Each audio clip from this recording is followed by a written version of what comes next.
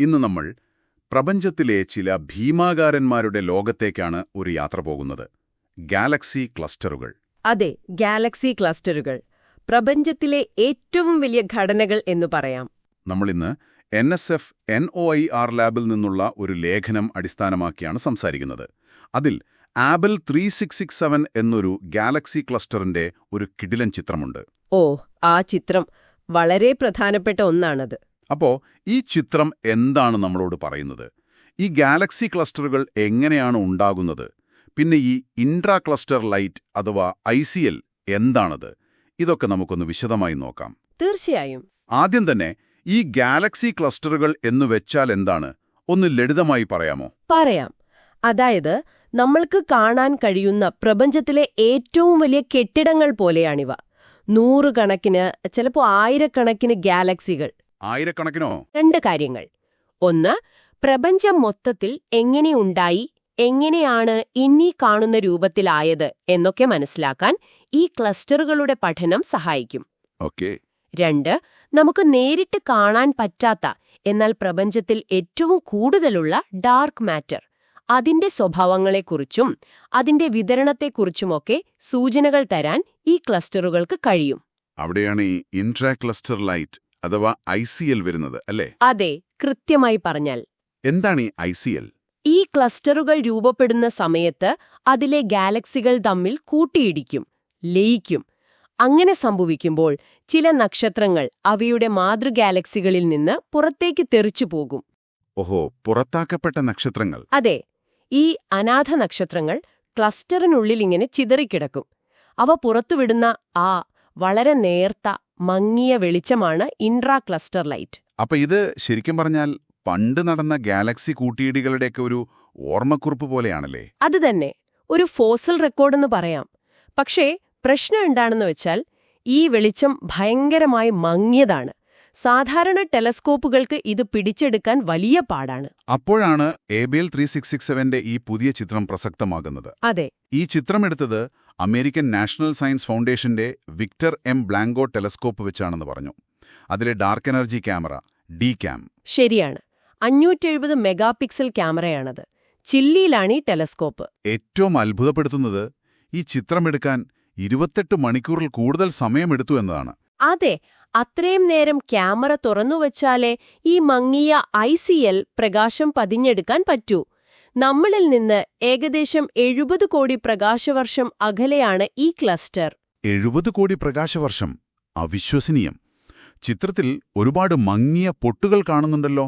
അതെല്ലാം വിദൂര ഗാലക്സികളാണോ? അതെ, അതിൽ ഭൂരിഭാഗവും നമ്മൾ കാണുന്ന ഈ ABEL 3667ലും വളരെ ദൂരെ സ്ഥിതി ചെയ്യുന്ന ഗാലക്സികളാണ്.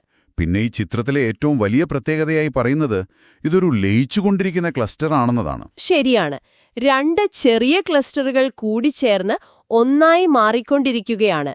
അതിന്റെ വ്യക്തമായ തെളിവാണ് ചിത്രത്തിന്റെ ഏതാണ്ട് മധ്യഭാഗത്തായി കാണുന്ന നക്ഷത്രങ്ങൾ നിറഞ്ഞ ആ മഞ്ഞ നിറത്തിലുള്ള പാലം പോലത്തെ ഭാഗം. അത് ശ്രദ്ധിച്ചു.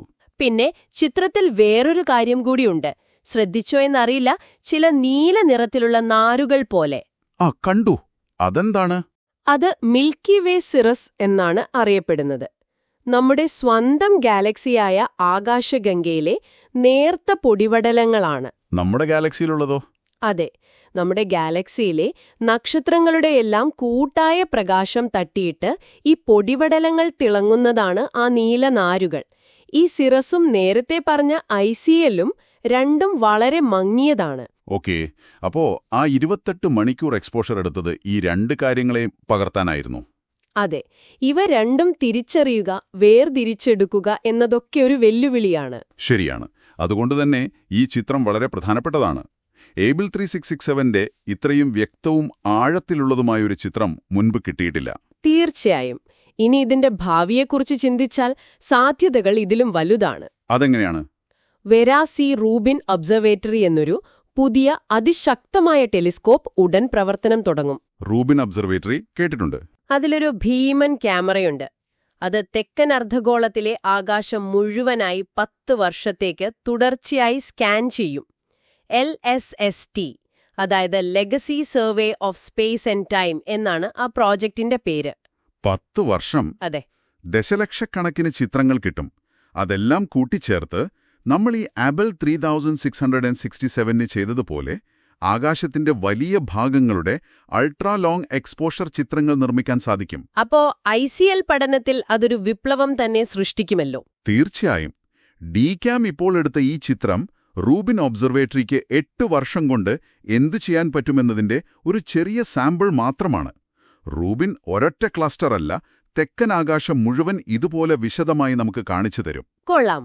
അപ്പൊ ചുരുക്കത്തിൽ ഗാലക്സി ക്ലസ്റ്ററുകളെക്കുറിച്ചും അവയുടെ രൂപീകരണത്തെക്കുറിച്ചുമൊക്കെ ശരിക്കും മനസ്സിലാക്കണമെങ്കിൽ ഈ മങ്ങിപ്പോയ ഒളിഞ്ഞിരിക്കുന്ന ഘടനകളെ, അതായത് ഈ ICL പോലെയുള്ളവയെ പഠിക്കേണ്ടത് അത്യാവശ്യമാണെന്ന് ഈ ചിത്രം തെളിയിക്കുന്നു.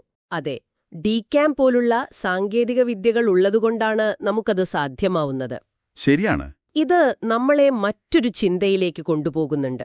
റൂബിൻ ഒബ്സർവേറ്ററി പോലുള്ള ഇതിലും മികച്ച സംവിധാനങ്ങൾ വരുമ്പോൾ എന്തെല്ലാം പുതിയ കാഴ്ചകളായിരിക്കും നമുക്ക് മുന്നിൽ തെളിയുക? അതൊരു വലിയ ചോദ്യമാണ്. ഇപ്പോൾ ഒരു ക്ലസ്റ്ററിൽ നമ്മൾ കണ്ട ഈ അദൃശ്യമായ വിശദാംശങ്ങൾ തെക്കൻ ആകാശം മുഴുവൻ ഇത്രയും വ്യക്തതയോടെ കാണാൻ കഴിയുമ്പോൾ പ്രപഞ്ചരൂപീകരണത്തെക്കുറിച്ചും അതിലെ രഹസ്യങ്ങളെക്കുറിച്ചും എന്തെല്ലാം പുതിയ അറിവുകളായിരിക്കും നമുക്ക് ലഭിക്കുക? ശരിയാണ്. അത് കാത്തിരുന്ന് തന്നെ കാണണം. ഒരുപക്ഷെ പ്രപഞ്ചത്തെക്കുറിച്ചുള്ള നമ്മുടെ ധാരണകളെ തന്നെ മാറ്റിമറിക്കാൻ സാധ്യതയുണ്ട്. തീർച്ചയായും.